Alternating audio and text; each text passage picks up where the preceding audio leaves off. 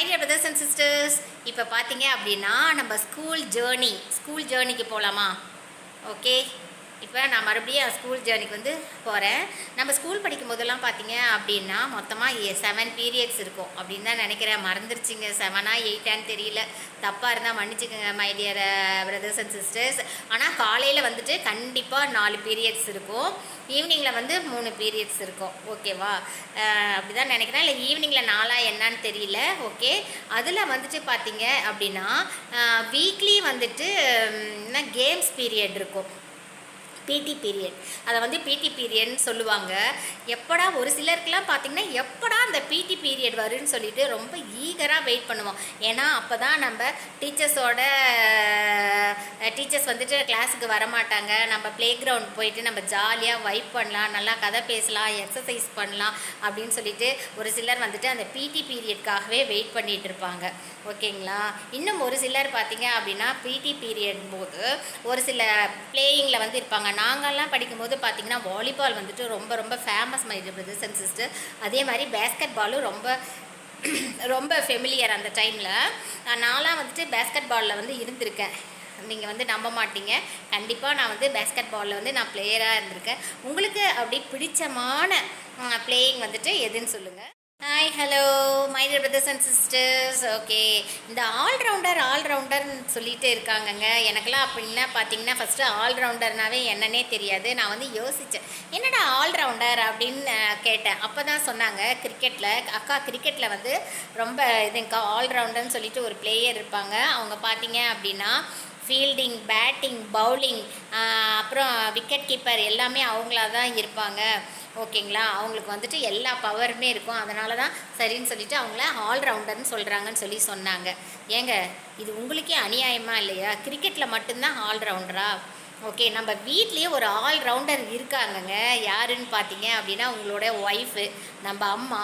ஓகேவா? அவங்க வந்துட்டு நம்ம வீட்டோட ஆல்ரவுண்டர். காலையில் எந்திரிச்சதுலேருந்து, துணி துவைக்கிறதுலேருந்து, சாப்பாடு செய்கிறதுலேருந்து, வீடு க்ளீன் பண்ணுறதுல இருந்து, ஹஸ்பண்டை வந்துட்டு வேலைக்கு அனுப்புறதுலேருந்து, குழந்தைங்கள ஸ்கூலுக்கு அனுப்புறதுல இருந்து, ஓகேங்களா, துவைச்ச துணியை மடித்து வைக்கிறதுல இருந்து, வீடு மெயின்டெனன்ஸ் பார்க்குறதுல இருந்து எல்லாமே அவங்க வந்துட்டு ஒரு ஆல்ரவுண்டர் தாங்க. இனிமேட்டு யாராவது கேட்டால் என் ஒய்ஃபும் வந்துட்டு ஒரு நல்ல குட் ஆல்ரவுண்டர் அப்படின்னு சொல்லிட்டு கொஞ்சம் அப்ரிஷியேட் பண்ணுங்கள் மை பிரதர்ஸ் அண்ட் சிஸ்டர்ஸ். அப்போ தான் அவங்களுக்கு பூஸ்ட் அண்ட் ஹார்லிக்ஸ்லாம் பிடிச்ச மாதிரி இருக்கும்.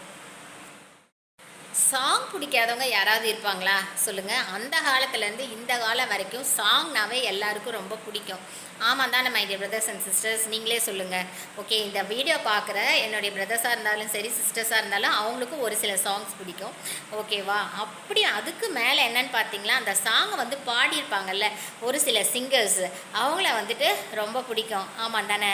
நம்ம 80s 70 அந்த டைம்லாம் பார்த்தீங்க அப்படின்னா இளையராஜா சாங்னா பிடிக்காதவங்க ஆளே யாரும் இருக்க மாட்டாங்க. அந்த அளவுக்கு அவர் வந்துட்டு சூப்பரான பலவிதமான பாடல்களை வந்து டெடிகேட் வந்து பண்ணியிருக்காங்க. ஓகே, அதுக்கு வந்து சிங்கர்ஸை பார்த்தீங்க அப்படின்னா எஸ்பி பாலசுப்ரமணியம், அப்புறம் ஜானகி, சுசீலாமாலாம் அவங்க அந்த காலத்துலேருந்து இப்போ வரைக்குமே பாடிட்டு தான் இருக்காங்க. சுசீலாமா, ஏசுதாஸ் சார் அப்படின்னு சொல்லிட்டு பலவிதமான மனோ, இந்த மாதிரி நிறைய பாடகர்கள் சிங்கர்ஸ் வந்து இருக்காங்க. அப்படியே லேடிஸில் பார்த்திங்கன்னா சித்ரா, ஜானகி, சுசீலாமா, அப்புறம் சுஜாதா, அனுராதா மேம் அப்படின்னு சொல்லிட்டு நிறைய பேர் இருக்காங்க. நமக்கு வந்துட்டு ஒரு சில சிங்கர்ஸ் வந்து ரொம்ப பிடிக்கும். ஆஹா, இந்த சிங்கரோட சாங்கா எனக்கு வந்து ரொம்ப பிடிக்குங்க அப்படின்னு சொல்லிட்டு கண்டிப்பாக நினைப்பீங்க. ஓகேவா? ஒரு சில சிங்கர்ஸ் வந்து உங்களுக்கு பிடிக்கும்ல, அதே மாதிரி எனக்கும் பிடிச்ச ஒரு சில சிங்கர்ஸ் வந்து இருக்காங்கங்க.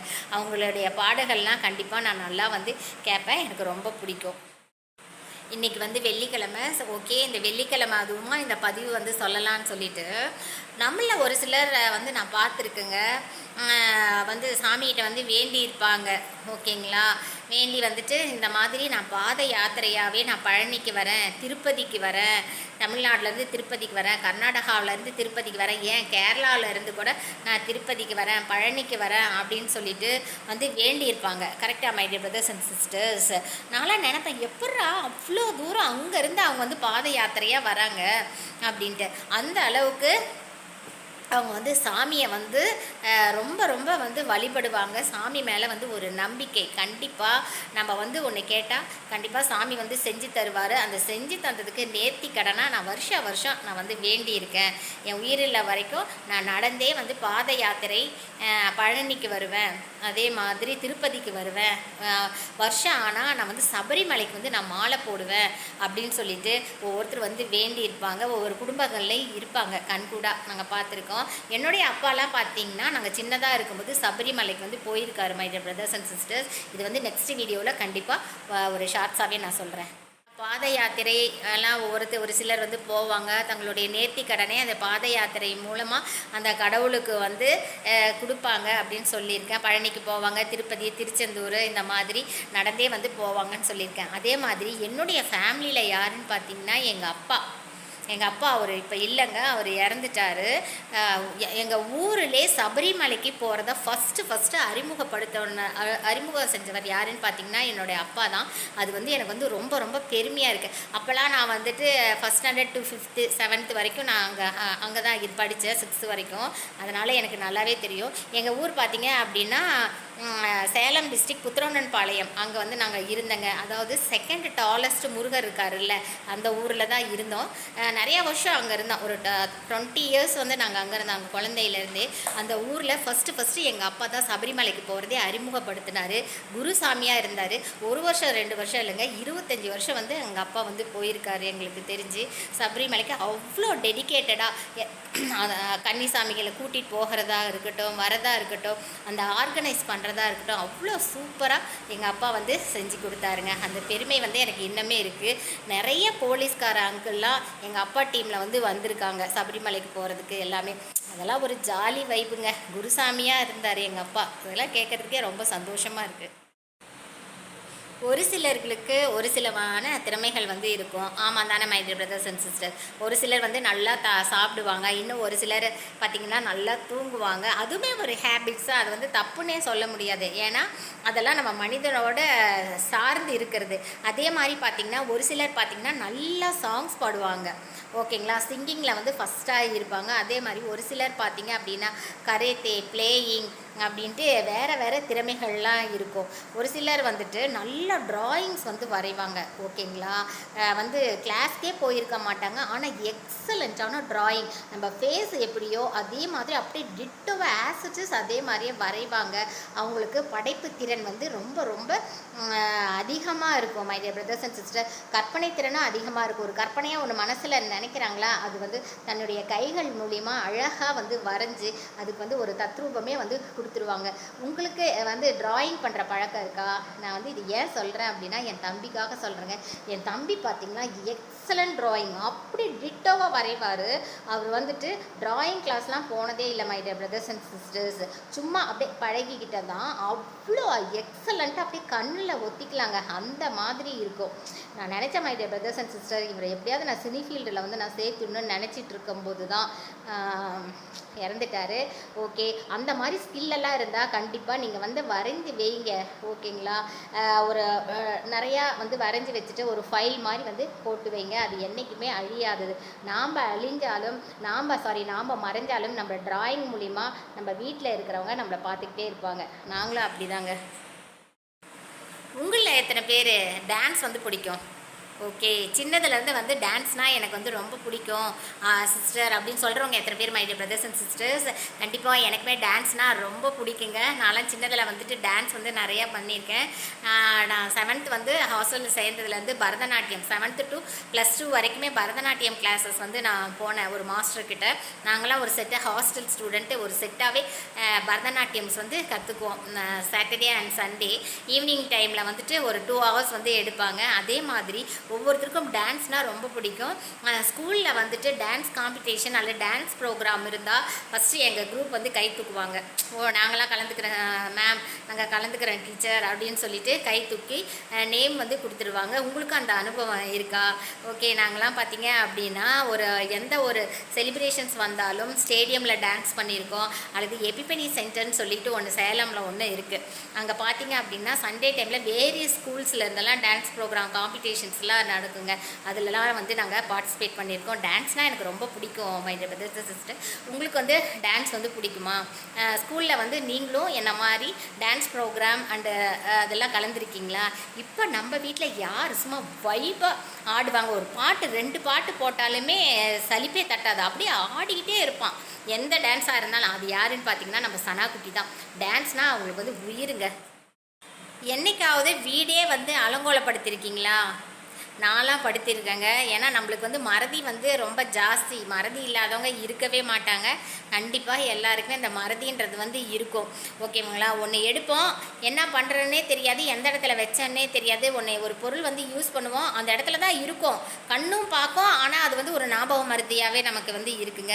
என் லைஃப்பில் நடந்த ஒரு இன்சிடெண்ட் வந்து சொல்கிறேன். ஒன்றும் இல்லை, செல்லை வந்துட்டு சைலண்டில் வந்து போட்டுட்டேன் my dear brothers and sister. சைலண்டில் போட்டுட்டு மறுபடியும் செல்லு பார்க்குறேன், வீடு ஃபுல்லாக தேடுற my dear brothers and sister. செல்லே கிடைக்கல. அங்கே போய் பார்க்குறேன், இங்கே போய் பார்க்குறேன், செல்லு காணனாவே நமக்குலாம் அப்படியே குபீர்னு வேத்துடுது. ஏன்னா விலை போட்டு வாங்கியிருப்போம், அது காணன உடனே கம்யூனிகேஷனே மெயினாக வந்து செல்லு தானேங்க. அதுதான் இப்போ வந்து எல்லாருமே வந்து சஃபிஷியண்ட்டான ஒன்று. காணன வீட்டில் தேடுறேன், கிச்சனில் தேடுறேன், பெட்ரூமில் தேடுறேன், பாத்ரூமில் தேடுறேன், பால்கனி, எல்லா இடத்துலையும் தேடுறேங்க. பீரோவில் துணியெல்லாம் பார்க்குறேன், எங்கேயாவது எடுக்கும்போது அங்கே வச்சுட்டேனா அப்படின்னு சொல்லிட்டு. அப்புறமேட்டு சரின்னு சொல்லிட்டு தக்காளி சாதம் செய்யலான்னு சொல்லிட்டு அன்றைக்கெல்லாம் ரெடி பண்ணியிருந்தேன். ஓகே, தக்காளி தான் சாதம் செய்கிறதுக்கு ஃப்ரிட்ஜில் இருக்க இதெல்லாம் எடுத்தோம், காயெல்லாம் எடுத்தோம்ல, தக்காளியெல்லாம் எடுக்கும்போது ஒரு வேளை அதில் இது இருக்கலான்னு பார்த்தா அந்த ஃப்ரிட்ஜுக்குள்ளே வச்சுருக்குறாங்க செல்லை பாருங்கள். ஃபுல்லாக அன்றைக்கி காலையில் ஒரு 8-9 மணிக்கு ஸ்டார்ட் பண்ணவன் 6 மணி வரைக்கும் சர்ச் பண்ணுறதே தான் எனக்கு வேலை. அப்படியே எல்லாம் வீடெல்லாம் அப்படியே அலங்கோலம் ஆயிடுச்சு. செல்லு எப்படியாவது கிடச்சா போதுன்னு சொல்லிட்டு கடைசியாக அந்த ஃப்ரிட்ஜில் பார்க்குறேன். நல்லதுக்கு ஃப்ரீசரில் வைக்கல, அந்த ஆர்டினரி ஃப்ரிட்ஜிலே வந்து அந்த வெஜிடபிள்ஸ்லாம் வச்சுருக்கோம் இல்லைங்க, அதுக்குள்ளே இந்த செல்லை போட்டு வச்சுருக்கேன். உங்களுக்கு அந்த மாதிரி இன்சிடென்ட் நடந்திருக்கா? உறவு நீடிக்கும் அப்படின்னு வந்து சொல்கிறாங்க. ஓகே, அது வந்து கரெக்டு தான், நான் அக்செப்ட் பண்ணிக்கிறேன். இந்த பொருள் இருந்தால் உறவு நீடிக்கும் அப்படின்னு சொல்லிட்டு ஒரு சிலர் வந்து சொல்கிறத வந்து நம்ம வந்து கேள்விப்பட்டிருப்போம். ஓகேவா? கண் கூடாவே பார்த்துருப்போம். ஓகே, என்னன்னு பார்த்தீங்கன்னா ஹைஜீனிக் வந்து ரொம்ப ரொம்ப முக்கியங்க. கரெக்டாக இல்லையா? நீட்னஸ் முக்கியம், சுத்தம் வந்து முக்கியம். சுத்தம் தான் சோறு போடும். சாப்பாடு கூட இல்லாமல் இருந்துக்கலாம், ஆனால் வீடு வந்துட்டு நம்மளையே சுத்தமாக வச்சுக்கணும், நம்ம வீட்டையும் சுத்தமாக வச்சுக்கணும். ஏன், இன்னும் நம்ம சமைக்க போகிற ஃபுட்டை வந்துட்டு அவ்வளோ ஹைஜீனிக்காகவும் சுத்தமாகவும் ஒவ்வொன்றும் கழுவி நீட்டாக வந்து செய்யணும். ஏன்னா நாம் சாப்பிட்றது வந்து மற்றவங்களும் சாப்பிட்றோம், அது வந்து குழந்தைங்களுக்கு வந்து கொடுப்போம். ஓகே, அப்பேற்பட்ட ஃபுட்டு வந்து நம்ம எப்படி செய்யணும்? ஓகே, ஹைஜீனிக்காகவும் சுத்தமாகவும் தானே செய்யணும் my dear brothers and sisters. கரெக்டாக இல்லையா? ஒவ்வொருத்தர் செய்யும்போது பார்த்தீங்கன்னா அப்படியே சாப்பாட்டுக்கு எடுக்கும்போதே அப்படியே சொங்கின்னு என்ன வரும்? முடி வரும். கரெக்டாக my dear brothers and sisters.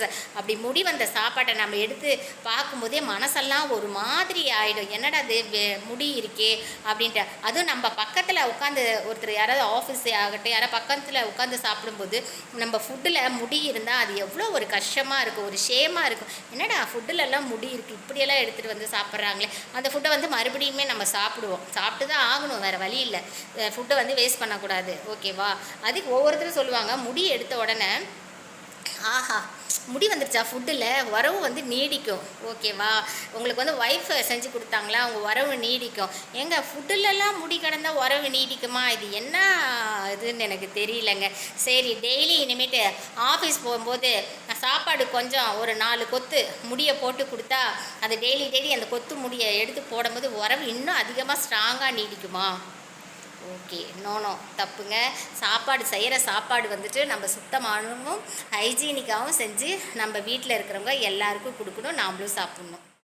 My dear brothers and sisters, எல்லோரும் எப்படி இருக்கீங்க? நல்லா இருக்கீங்களா? ஓகே, இன்றைக்கி நானே களத்தில் இறங்கிட்டேன் my dear brothers and sisters. இன்றைக்கி நானே களத்தில் இறங்கி இது என் தம்பியோடைய TVS XL new model my dear brothers and sisters. இப்போ தான் வாங்கினோம். 2024 இது வாங்கி கொடுத்தாங்க எங்கள் அம்மா. 2023 இதே கலர் இல்லைன்னு சொல்லிட்டு ஆர்டர் போட்டு அவன் ஆசைப்பட்டான்னு வரவழைச்சி வாங்கினோம். இது வந்துட்டு 1 lakh போல் இருக்குது இப்போதுக்கு இந்த ரேட்டு. ஆசைப்பட்டு வாங்கினான். அதே மாதிரி இன்னொரு வண்டி, பெரிய பைக் பார்த்தீங்களா, தெரியுதா? இது வந்து என் தம்பி வந்து ஆசைப்பட்டு வாங்கினான். யமகாங்க அப்போவே வாங்கி கொடுத்தாங்க. இதை சத்தியமாக சொல்கிறேங்க, அன்றைக்கி என் தம்பி இறந்தம்போது ஜென்ஸு வந்து தள்ளி வெளியில் வச்சாங்க. அவங்களால தள்ளவே முடியல. அந்த அளவுக்கு ஒரு ஹெவியான ஒரு bike. My brothers and sisters, என் தம்பியோட பைக் அண்ட் டிவிஎஸ் பார்த்தீங்களா, என்ன ராஜா பகதூர் மாதிரி நிற்கிறானுங்க 2 பேரும். என் தம்பியோட ஆத்மா இந்த பைக்கை சுற்றியே இருக்கும். அவன் ஞாபகமாக அப்படியே இருக்குது. மை பிரதர்ஸ் அண்ட் சிஸ்டர், என் தம்பி இறந்தாலும் அவனுடைய ஞாபகமாக இந்த பைக்ஸ் எப்பயுமே நம்மளுடைய போர்ட்டிகோவில் இருக்கும். தேங்க்யூ.